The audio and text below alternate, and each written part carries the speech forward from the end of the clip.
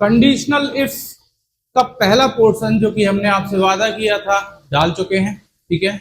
उस वीडियो को आप ज्यादा से ज्यादा देखें, आपके प्रतियोगी परीक्षाओं के हिसाब से भी वो इम्पोर्टेंट है और जनरल नॉलेज के लिए भी इम्पोर्टेंट है। कोई व्यक्ति को करेक्ट इंग्लिश बोलनी है या सीखनी है तो।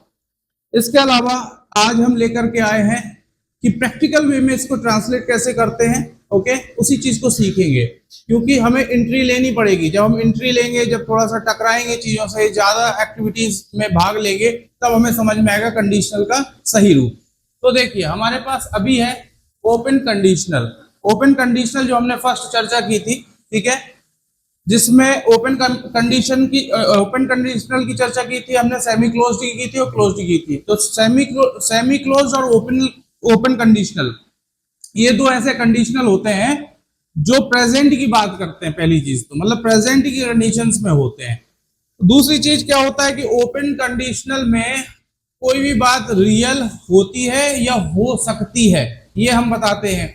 और सेमी क्लोज्ड कंडीशनल में क्या होता है कि कोई भी बात जो है वो रियल होने के चांसेस नहीं होते। ओके, तो हम ओपन कंडीशनल की बात कर रहे हैं तो इसको ध्यान से देखेंगे।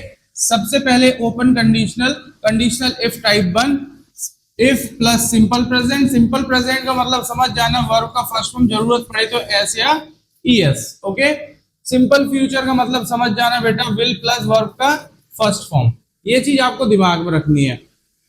तो पहला सेंटेंस, और हिंदी में एक चीज होती है, इन दोनों सेंटेंस फ्यूचर में देखेंगे आपको, लेकिन आपको याद रखना है कि आपको जो कंडीशन है, यदि के साथ में लिखी हुई जो कंडीशन है, उसको आपको किस में बनाना है, उसको आपको बनाना है प्रेजेंट इंडेफिनिट में, जब दोनों फ्यूचर में हो।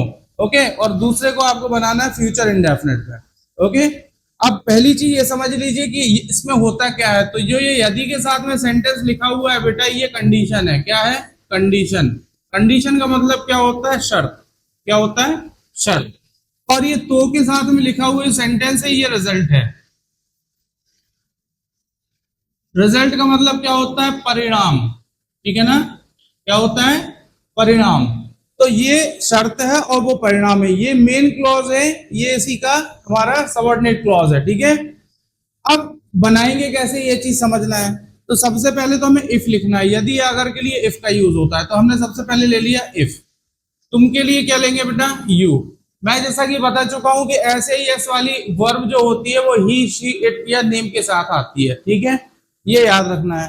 तो यू के साथ में प्लेन वर्ब आएगी, बुलाओगे, है ना। तो इफ यू कॉल मी या इनवाइट मी, कुछ भी लिख दो, कॉल मी। तो के लिए क्या लगाना है यहाँ पे? कॉमा। मैं आऊंगा, तो आई विल कम। ये बन गया आपका sentence. If you call me I will come. यदि तुम बुलाओगे तो मैं आऊंगा, नहीं तो नहीं आऊंगा। राइट। यदि पानी गिरेगा तो सर्दी पड़ेगी, अगर पानी नहीं गिरेगा तो सर्दी नहीं पड़ेगी। तो ये हमारी कंडीशन हो गई। तो हम कैसे बोलेंगे? इफ इट, अब इट है तो रेन में एस लगा दो, रेन्स हो गया। तो इफ इट रेन्स, तो के लिए कॉमा लगा दो। सर्दी पड़ेगी तो इट विल गेट कोल्ड। ये आपका सिंपल पैटर्न है ओपन कंडीशनल का। तो याद रखिए कि ओपन कंडीशनल जो है आपको दिमाग में रखना है कि किस प्रकार से हमें सॉल्व करना है, ट्रांसलेट करना है।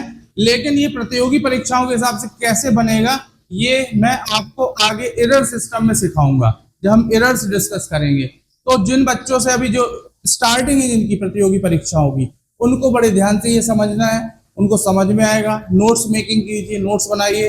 रोज मैं एक आपके पास कंडीशनल पैटर्न लेके आऊंगा, जितने भी होते हैं सारे, ये सारे हम डिस्कस करेंगे। अगर वीडियो अच्छी लगती है तो लाइक, शेयर एंड सब्सक्राइब करें। Thank you.